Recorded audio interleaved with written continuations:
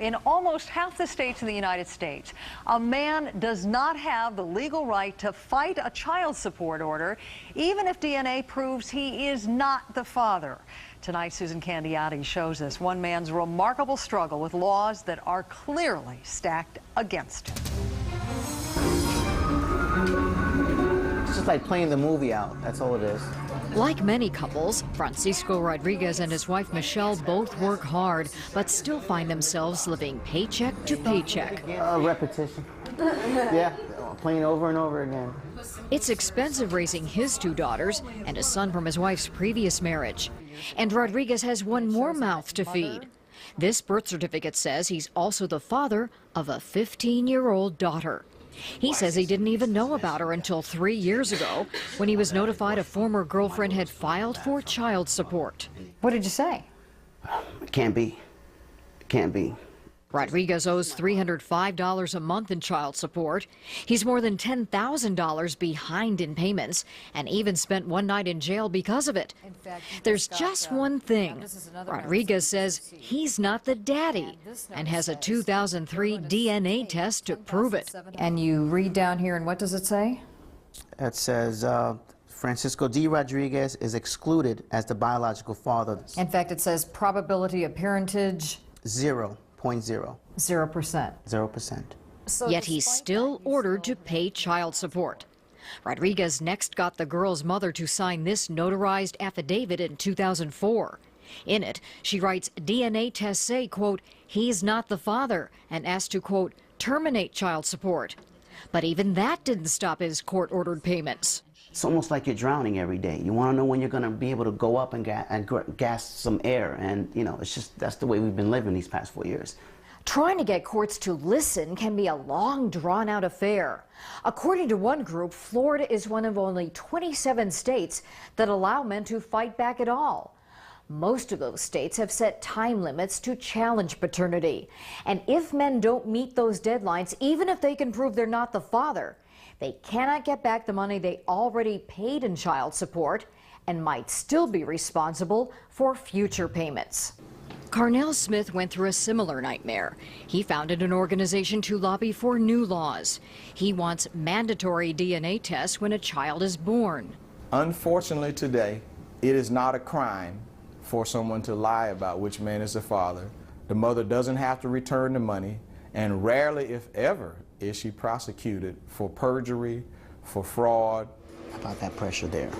Every paycheck Rodriguez gets as a massage therapist is garnished by the state of Florida to make sure he pays. Yeah, I grossed for $273. They garnished $152.31 and left me with $99.80 to bring home.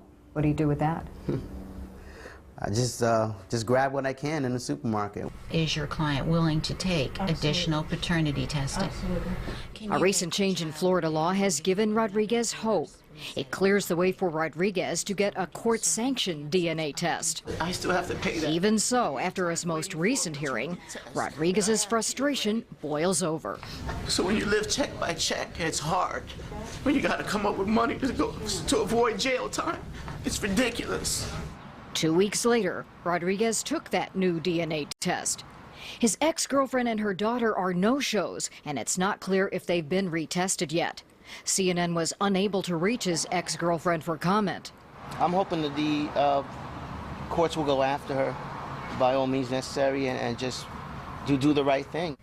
Even if he wins his case, Rodriguez won't get back what he's already paid, and Florida law does not automatically take him off the hook for that $10,000 he still owes. Susan Candiotti, CNN, Fort Lauderdale.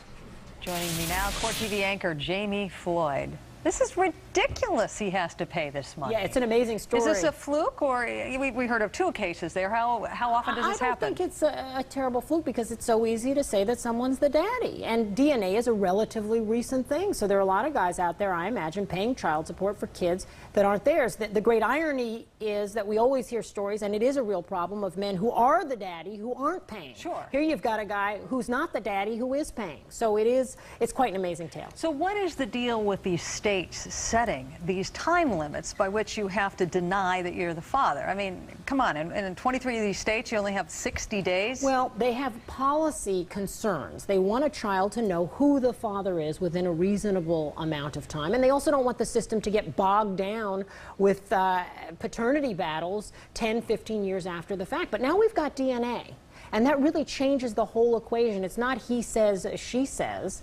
It really, and even blood testing wasn't as precise as DNA. It can only narrow the field. Now we've got DNA. There's really no excuse, and the law needs to catch up to the science. All right, so how does Francisco catch up here if you were advising him? Well, the law now recognizes that this is a problem, but Francisco's case preceded the current laws. So I don't know that he's going to be able to, after the fact, either get the money back that he's paid or certainly even unhook himself from the extra $10,000 he owes. I think it's a real problem for all those men who came before, but there are lessons to be learned for the future. I don't know about Francisco. I think in his case, he's going to have to affirmatively sue or even perhaps press criminal charges. Is that the lesson to be learned from this, or should the law be a little more flexible? I understand the law is the law. But now that you've got DNA testing that can definitively prove that a man didn't sire a child, how can you force him to pay this money? I think that's right. I think the law should be more flexible, and in fact, the law can be more precise. Let's DNA test when the baby is born. Let's do that right up, straight up front, or perhaps right when a couple splits. But the law rarely allows for folks who were affected under old laws to now fall under new laws. And it seems terribly unjust, but the system would grind to a halt if we allowed for that each time. You really believe that? I do. I think, unfortunately, what would happen is you'd have lots and lots of men coming out of the woodworks trying to revisit orders that are currently in place. And unfortunately, justice has to be somewhat, there's a bit of triage that goes on. I know we don't like that. We want to think justice is done in every case. Well, this certainly isn't fair what is happening, Francisco. No, it's not fair. I don't think that anybody out there would support the idea of him supporting a kid, not only that he hasn't met, but he didn't father. And what he's got going in his favor is that the mother is now acknowledging that he's not the father. That's rather unique. So we have that in addition to his DNA. $300 a week. I mean, excuse me, a month. And he's not a guy who's got tons of money, and he's got other children to support. So it is very problematic. It's terribly sad. And I think all of this attention on Francisco's case may help Francisco,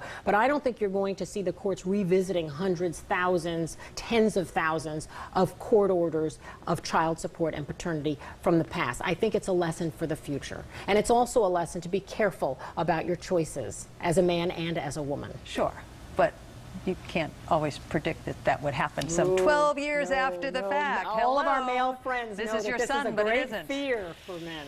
Jamie Floyd, thanks. Such a pleasure, Paula.